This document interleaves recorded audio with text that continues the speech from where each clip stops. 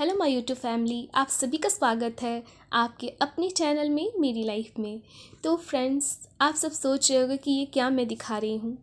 तो फ्रेंड्स, कुछ लोगों को तो पता होगा कि ये क्या है। अगर कुछ लोगों को पता नहीं है तो मैं आपको बता देती हूँ कि ये धान है।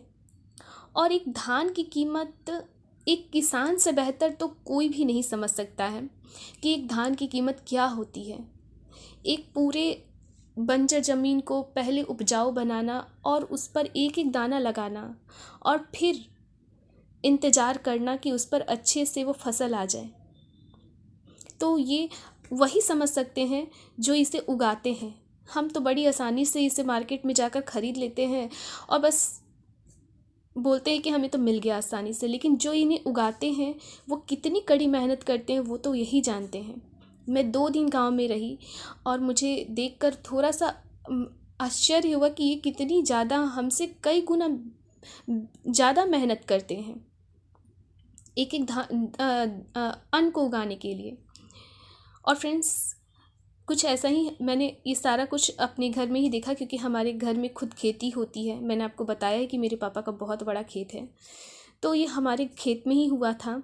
और मैं देख रही थी कि किस तरीके से पहले तो सारे जो धान लगे हुए थे उसकी कटाई हुई, उसके बाद उसे एक जगह खेत में इकट्ठा किया गया, उसके बाद ट्रैक्टर के द्वारा लाकर एक जगह इकट्ठा किया जा रहा है ताकि इसे फिर से बेचा जा सके।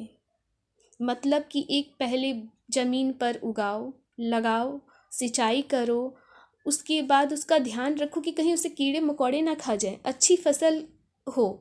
अगर अच्छी फसल नहीं होगी तो फिर क्या होगा।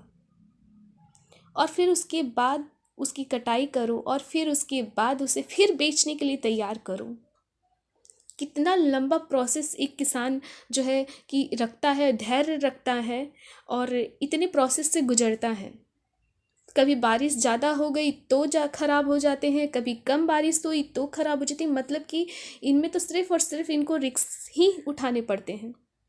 और फ्रेंड्स, इसी तरीके से सारा जो धान है इकट्ठा हो गया था और यहाँ पर मेरा भाई जो है उसे ढक रहा था अच्छे तरीके से।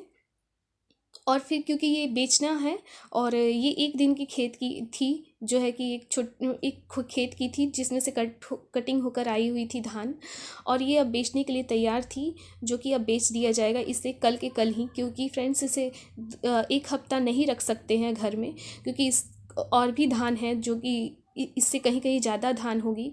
और सबसे बड़ी बात है कि अगर कहीं बारिश हो गई तो सारा का सारा धान जो है बेकार हो जाएगा और सारी मेहनत पे पानी फिर जाता।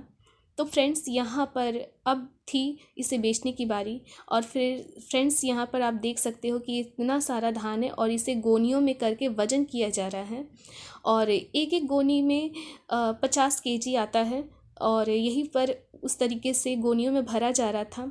और फिर उसके बाद जो है कि पैसे मिलते, जब ये ख़रीद लेते सारा कुछ तो उसके बाद पैसा मिलता। तो ये देखिए यहाँ पर सारा का सारा जो है पैक हो रहा है और इसके बाद जो है ये जाएगा राइस मिल में और उसके बाद हम तक पहुंचता है ये सारा कुछ। तो फ्रेंड्स, यहाँ पर इसी तरीके से मेरे चाचा खेती करते हैं और मैं देखकर आश्चर्य हुई कि एक खेत में कितना ज़्यादा मेहनत करना पड़ता है। एक किसान कितना मेहनत करता है हर चीज़ के लिए, हर एक बोलते छोटे से छोटे दाने के लिए कितना मेहनत कर रहा है। और ये मुझे ऐसा देखकर लगा कि मुझे तो लगा जो मैंने आपको बताया। और फ्रेंड्स, एक बात मैं और बताती हूँ, हमें तो पता भी नहीं है कि बस हमें लगता है कि बस आया और हो गया। तो फ्रेंड्स, यहाँ पे आपको मैं बताती हूँ कि इसे बेचने से पहले इस अन्न की हमारे यहाँ पूजा होती है, उसके बाद ही इसे बेचा जाता है। जब तक से इसकी पूजा नहीं होगी तब तक से हम किसी को बेच नहीं सकते हैं। ये मेरे चाचा ने बताया कि इसकी पूजा होगी उसके बाद ही हम इसे किसी को भी बेचेंगे, उससे पहले किसी को भी नहीं बेचेंगे। और जितनी बार जो है कि धान हमारे खेत से आएगी उतनी बार हमें पूजा करनी होती है। तो आप सब देख सकते हैं कि कितनी गोनियां हैं। ये सारा कुछ ट्रैक्टर या ट्रक में ले जाएंगे लोग भर के। तो आप समझ सकते हैं कि कितना ज़्यादा हमारे यहाँ खेती होती है।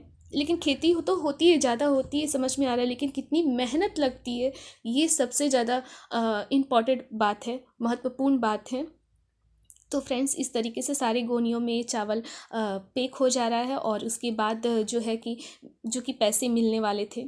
तो फ्रेंड्स, मैंने तो बहुत ही नज़दीक से ये सारा कुछ फ़ील किया। और आप सभी को ये छोटा सा ब्लॉग कैसा लगा मुझे कमेंट बॉक्स में ज़रूर बताइएगा। और अगर मेरे चैनल पर नए हैं तो मेरे चैनल को सब्सक्राइब कर